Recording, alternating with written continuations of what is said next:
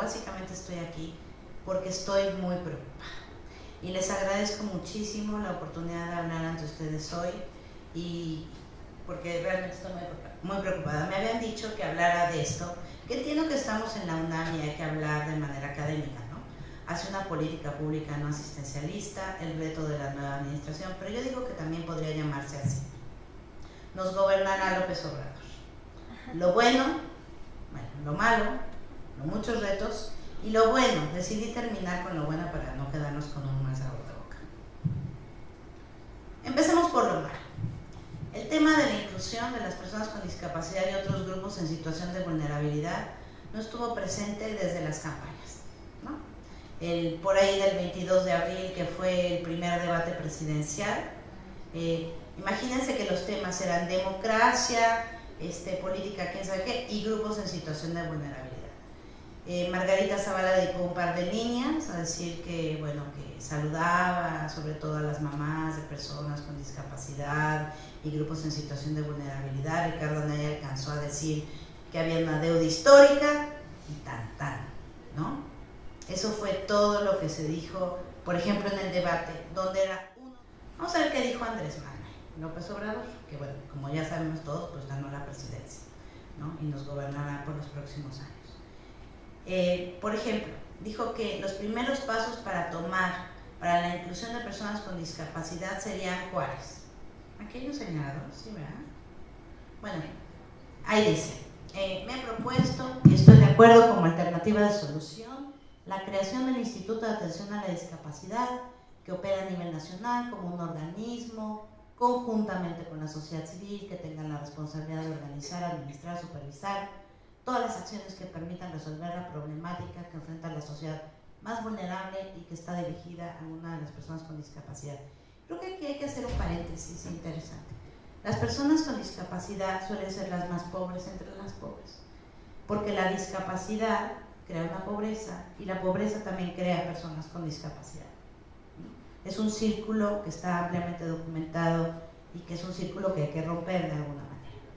Andrés Manuel López Obrador llegó, y yo creo que sinceramente, con la bandera de que primero los pobres, ¿no? Sin embargo, las personas con discapacidad, bueno, estaban en este cuestionario, en ese discurso.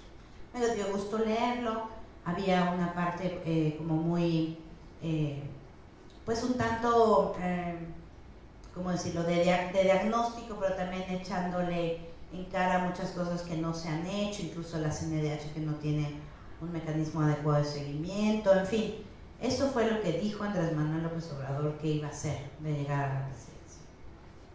Luego también había una visión personal en las preguntas, ¿no? Una de las preguntas era, ¿cuál es su relación más cercana con una persona con discapacidad? ¿Cómo lo ha vivido y cuáles son las barreras que ha visto o se enfrentan, o que ha enfrentado con esa persona, o visto que se enfrenta? ¿Qué reflexión ha provocado eso? López Obrador decidió no contestar esta pregunta. Me sorprende porque él vivió de cerca con una persona que desarrolló una discapacidad por enfermedad, su primera esposa, Rocío, ¿no? Sin embargo, bueno, no sé si por una cosa de no hablar de su vida personal, o no sé, decidió no contestarlo, lo cual me parece reveladora. Si hubiera tenido una discapacidad, ¿cómo se imagina que hubiera sido su vida? Y López Obrador contestó: no hubiera podido estudiar, mi proyecto de vida se habría visto truncado. Cuando yo lo leí, me preocupé más, ¿no? Porque si bien eso pudo haber sido cierto hace 60 años en Tabasco, no lo es ahora. Y me preocupa que López Obrador en determinado momento pueda seguir pensando esto, que las personas con discapacidad no pueden estudiar y que necesariamente su vida tiene que estar truncada. Cuando, bueno, estamos ante un auditorio, ahorita aquí en la UNAM, también estamos grabando este video para después difundirlo. Yo creo que estamos conscientes y estamos trabajando todos los días por demostrar que esto ya no es así, y ya no es así. Primero, creo que desde siempre, pero ahora con muchas menos razones, ¿no? Entonces lo dejo como algo que me preocupa. Ahora, ¿qué pasó? Pasó que este cuestionario se difundió, fuimos a varias entrevistas Bárbara y yo, hicimos una campaña en Twitter, en Facebook, se hicieron varios análisis. Me gustó mucho que, por ejemplo, un blog que se llama Todo Incluido hizo un análisis de las respuestas, en fin. Pero esto de crear el Instituto Nacional de Atención a la Discapacidad, que coordine con el sistema DIF y la sociedad civil, que también se había comprometido antes, no va a ser. Y ni siquiera ha anunciado que no va a ser. ¿Por qué? Pues porque nadie le ha preguntado on the record. Yo sí, pero off the record. Pero nadie más ha dado seguimiento sobre qué pasa con esto, que al menos él en blanco y negro nos hizo llegar vía Tatiana Cloutier, que era entonces su candidata, su coordinadora de campaña, diciendo voy a crear un instituto de atención a la discapacidad, y ahora su discurso, después de llegar a la presidencia, no solamente en tema de discapacidad, sino en muchos otros, es no voy a crear más burocracia, no voy a hacer esto de los nuevos institutos, porque la tirada, por lo que se ve, y es a lo que voy, es a darle mayor prioridad a las transferencias de dinero y hacer que lleguen directamente a la gente, ¿no? Pero esto, que a mí me parece que debería ser un escándalo, no lo es. Él prometió que iba a haber un instituto de atención a la discapacidad y no va a haber. Aunque sí para otros grupos, ¿no? Por ejemplo, anunció la creación del instituto para atender a las personas indígenas en su lengua y cultura.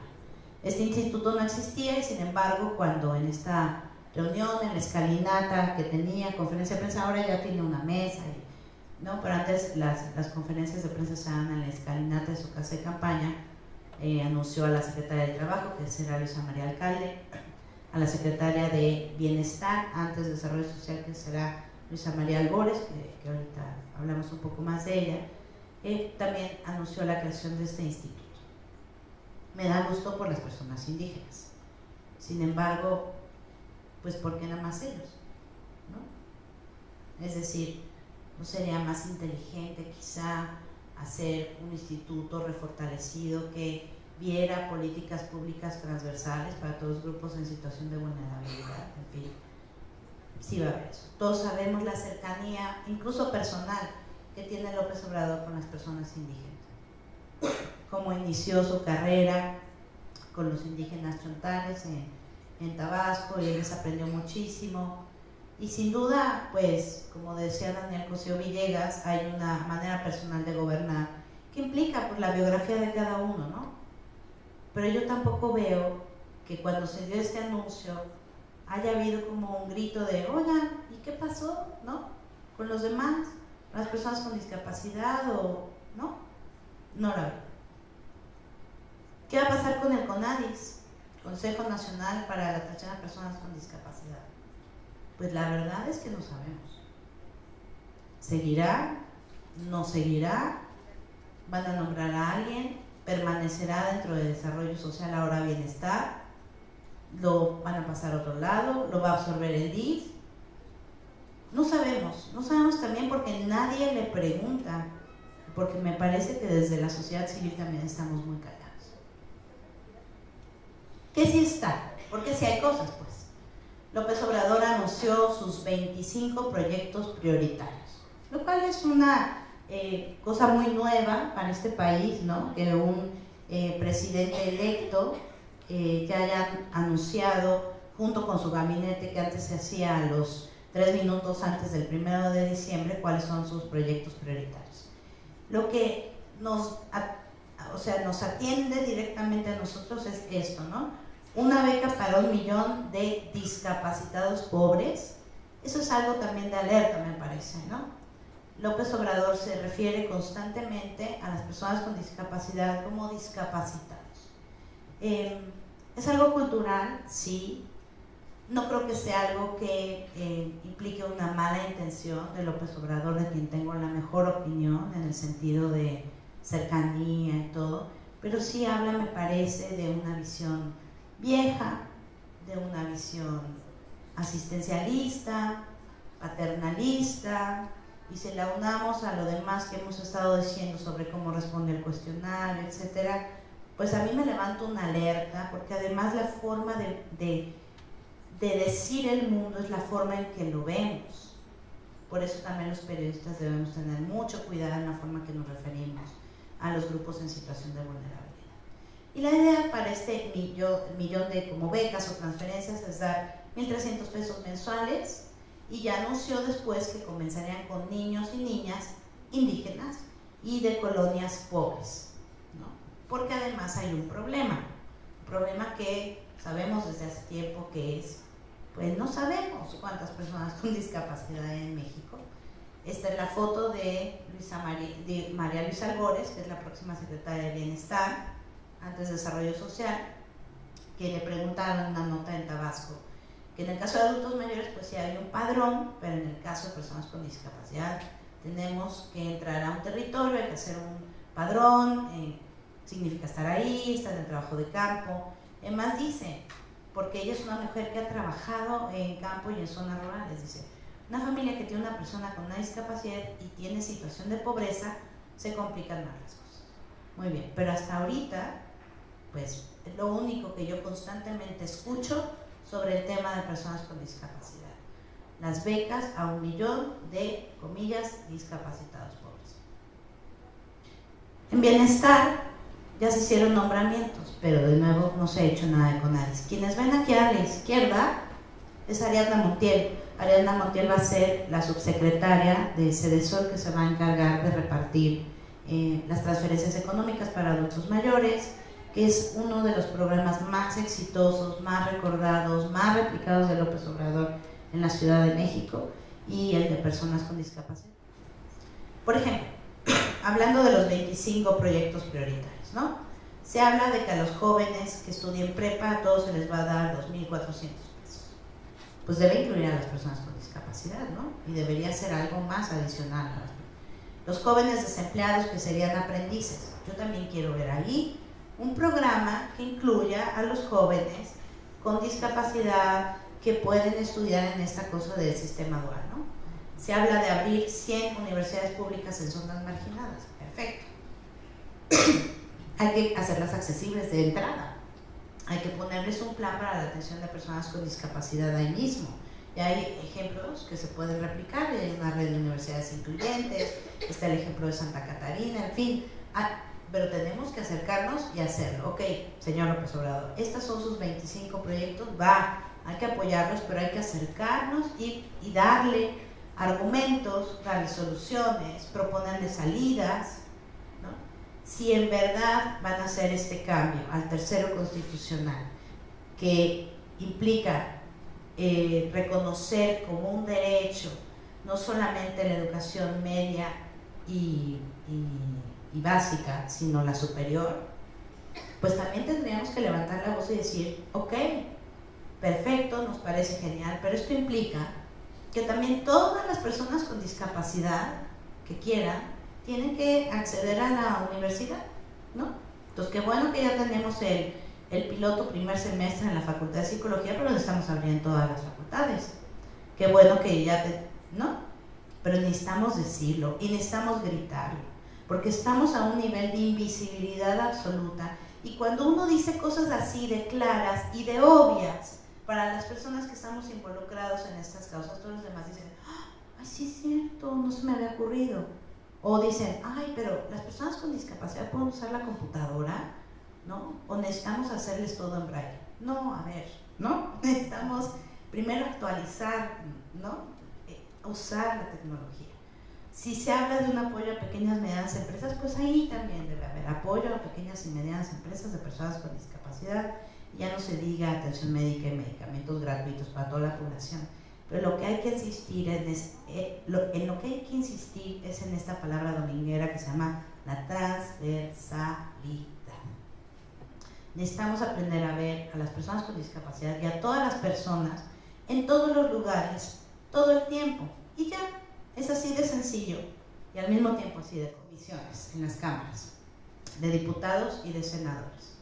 Se redujeron mucho por el tema de la austeridad republicana, me parece muy bien, ¿no? Pero en la Cámara de Diputados, a su izquierda, está Marta Garay, que es una diputada del PRI de Coahuila, que fue nombrada la presidenta de la Comisión de Atención a Grupos Vulnerables. Muy bien. Y del otro lado puse un conjunto vacío. ¿Por qué? Porque en el Senado desaparecieron la Comisión de Atención a Grupos Vulnerables. Punto. La desaparecieron. No existe más, no hay nadie.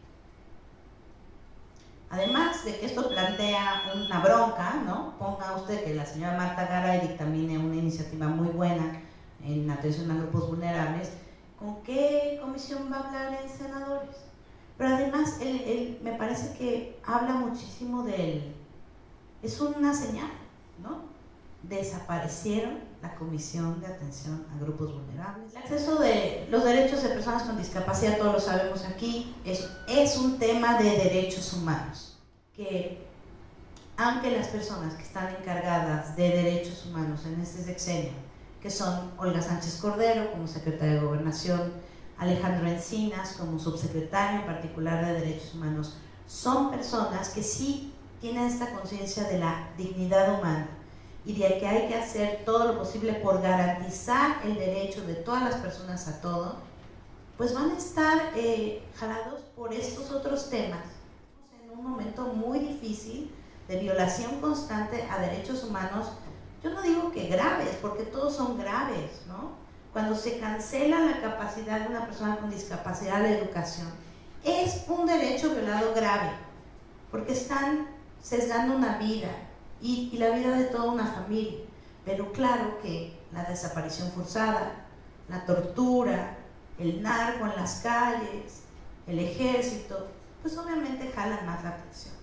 Y eso es algo con lo que vamos a tener que trabajar todo este sexenio, porque vivimos una grave crisis de derechos humanos y por supuesto que el tema se va a Ayotzinapa y a la Comisión de la Verdad y a los 30,000 desaparecidos, pero tenemos que encontrar un momento, o más bien todos los momentos posibles para seguir hablando de estos temas nuestros. Nos enfrentamos a muchísimos retos y debemos tenerlo muy claro. Quizá vamos a tener que volver a picar piedra en muchos sentidos. Yo planteo 3 caminos que creo que debemos de tomar, ¿no? Uno, visibilizarnos otra vez, todo el tiempo, constantemente, en cada una de las leyes que se vaya a aprobar, por ejemplo. Ya les decía que, bueno, va a haber una ley para regular la consulta por el tema del nuevo aeropuerto y que no está regulada la consulta como la quiere López Obrador, porque solamente está aprobada para a la mitad del sexenio en elecciones intermedias y cuando el INE organice una elección. Bueno, pues el derecho a la consulta está en la Convención sobre los Derechos de las Personas con Discapacidad. Incluso ya hemos tenido una fuerte discusión en la Suprema Corte de Justicia cuando se discutió una acción de inconstitucionalidad enviada por la PGR, tirar abajo toda la Constitución de la Ciudad de México, porque se argumentó que quizá no había habido una consulta a personas con discapacidad. Bueno, genial, a mí eso me parece una discusión genial, ¿no? Porque de veras se discutió en la Suprema Corte de Justicia si era válida o no toda una ley por no haber consultado a personas con discapacidad. Bueno, ¿cómo vamos a hacer esta consulta de manera regular? También para no paralizar un gobierno, pero también para hacernos escuchar. ¿De qué manera puede ser representativa? ¿Cómo debe hacerse la convocatoria? Digo, obvio, accesible, pero hay que ponerlo, ¿no? Si vamos a discutir el cambio del tercero constitucional y elevar a derecho la educación superior, bueno, pues hay que hacer ver qué implica eso. Y en la comunicación cotidiana, ¿no? Tenemos que hacer que hablen de nosotros.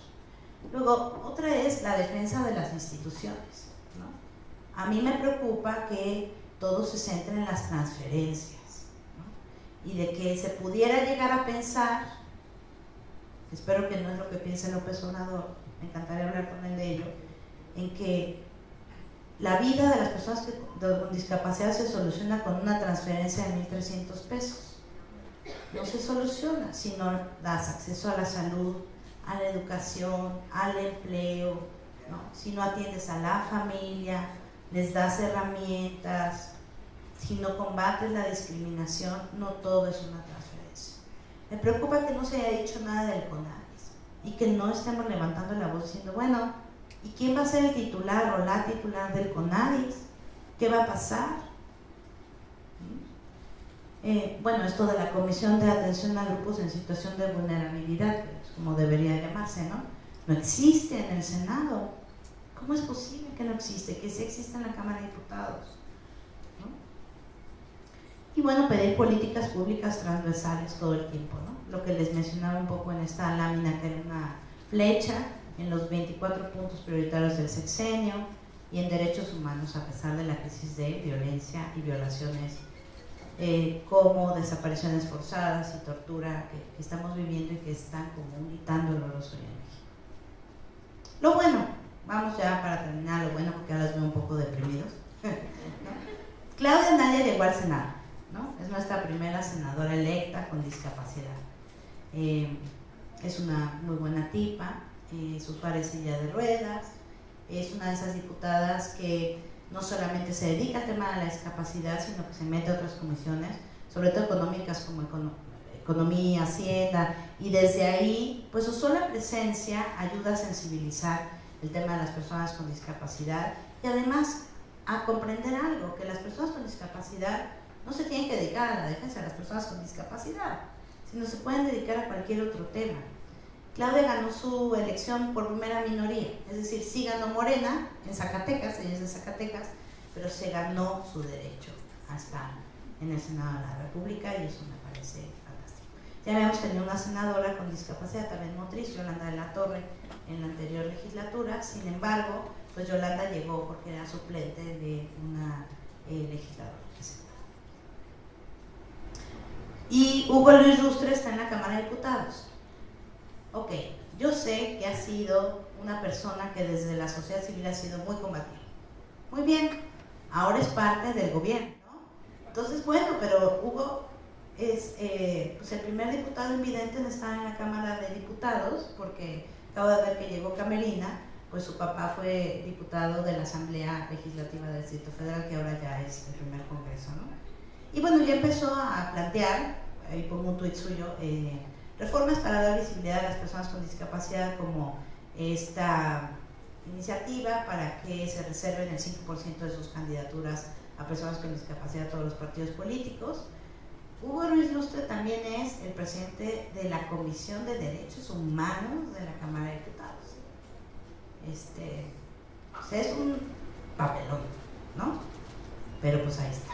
Yo creo que debemos tomarlo como una buena noticia, acercarnos, ¿no? Él ha dicho que su más alto estándar de legislación será la Convención sobre los Derechos de Personas con Discapacidad, pues hay que tomarla. Y luego, otra cosa que luego se nos olvida, que la Constitución existe, que la Convención existe y que las leyes existen y están de nuestro lado. Y les quiero recordar el artículo 1 de la Constitución y cómo empieza la Constitución de México, y así dice: en los Estados Unidos mexicanos, todas las personas gozarán de los derechos humanos reconocidos en esta Constitución y en los tratados internacionales de los que el Estado mexicano sea parte. Así arranca nuestra Constitución. Deberíamos de tatuárnoslo en el brazo, bueno, cada quien quiere, ¿no? Y recordarlo a la menor provocación. Porque ¿eso qué implica? Que la Convención sobre los Derechos de las Personas con Discapacidad, que implica y que plantea una inclusión plena, es parte de los derechos de todas las personas en este país. Y eso está de nuestro lado, ¿no? También está, bueno, la Constitución Política de la Ciudad de México, que creo que quedó muy bien, todos los derechos de personas con discapacidad transversales, y pues está la Constitución, está la ley. Tenemos que ser más vocales al respecto. No es una graciosa concesión. ¿Cuántas personas que nos antecedieron en esta lucha hicieron todo por lograr esto? Generaciones, décadas. Lo tenemos, hay que exigirlo. Y luego, pues si hay aliados en el próximo gobierno legislativo. Está Germán Martínez, que está hasta la izquierda, con su familia. Germán y Margarita Garmendia son papás de una niña con discapacidad, María Fermina. Fundaron PINE, Padres con Hijos con Necesidades Especiales de la mano, siempre digo espaciales porque bueno, pues sí, espaciales, de la mano. Y yo creo que Germán, como abogado, tiene claro este panorama de la convención y él va a ser titular del IMSS. Luego tenemos a Esteban Moctezuma. Esteban Moctezuma va a ser el próximo secretario de Educación. Esteban fue durante muchos años presidente de Fundación Azteca, está sensibilizado a esos temas y también acaba de despedirse de ser parte de la Asamblea Consultiva de CONAPRED, a la que yo también pertenezco, y nos dijo claramente que se lleva los temas de la no discriminación a la SEP. Va a estar muy jaloneado porque, bueno, ahorita todo será la reforma educativa, los maestros, no sé qué, pero de nuevo, es un hombre que escuchará y con el que se tienen ligas, ¿no? Y hay que insistir. Está también, bueno, Ricardo Monreal. Ricardo me parece que a pesar de que desapareció la Comisión de Atención a Grupos Vulnerables, es cuestión de hablar con él también, porque tiene un nieto con discapacidad, se ha sensibilizado, muy chiquito, tiene 5 años, se ha sensibilizado crecientemente al tema, pero también él es doctor en Derecho Constitucional, tiene claro esta cosa de los derechos y que es una reivindicación de la izquierda, aunque ahora parezca un tema paradójicamente o parajódicamente desaparecido del discurso de un gobierno de izquierda, ¿no? Bueno, Emilio Álvarez y Casa, que toda su vida, bueno, no sé si toda su vida, pero en los últimos 20 años ha luchado por derechos humanos, es también papá de Jesús, quien tiene autismo, tiene clarísimo el tema, es un senador independiente, pero va a ser secretario de la Comisión de Derechos Humanos de la Cámara de Senadores y es un buen aliado. Y bueno, Kenia López Rabadán, se las presento, es la única mujer, ¿verdad?, que está a la izquierda. Kenia es la presidenta de la atención a la Comisión de Derechos Humanos, es la presidenta, y pues es una persona también sensible al tema. Yo creo que dado que desapareció grupos vulnerables, hay que tratar de que regrese a la Comisión de Grupos Vulnerables, porque si no se va a perder de nuevo entre todos los pendientes de derechos humanos. Pero si no, bueno, ahí están Kenia y están Álvarez y Casa, que me parece que son pues muy buenos pasos. Y están instituciones que hemos creado. Ayer vino aquí Alejandra Haas, que además ya anunció Olga Sánchez Cordero que la va a ratificar para que continúe o para que termine al menos su mandato. Ojalá después se puede reelegir por otros 3 años más, ojalá así sea. Está Nayeli Ramírez en la Comisión de Derechos Humanos de la Ciudad de México, Hilda Telles, que también son personas que son sensibles al tema. Creo que tenemos que hacernos fuertes en estas organizaciones y estar en continua comunicación con ellos y con la Comisión Nacional de Derechos Humanos para que el tema no se diluya, no desaparezca, pero que también nosotros lo saquemos a la menor provocación y para que tratemos de hablar con los personajes encargados, pero pues también seamos realistas. Estamos en un gobierno pues casi de un solo hombre, ¿no?, que se llama Andrés Manuel López Obrador. Y López Obrador es un tipo inteligente, es un tipo que escucha, que sabe que es un animal político, que sabe medir perfectamente. Necesitamos hacernos escuchar. Necesitaríamos tratar de hablar con él y plantearle pues nuestras preocupaciones al respecto. Y una buena noticia, somos nosotros. Somos nosotros, somos nosotras, somos la sociedad civil, que necesitamos organizarnos más. Y como dice esta ilustración, que es una ilustración de personas que están levantando la mano, estamos levantando la mano, decir aquí estamos, somos muchos, necesitamos ser escuchados, que además es nuestro derecho. Y con eso termino yo mi presentación. Muchas gracias.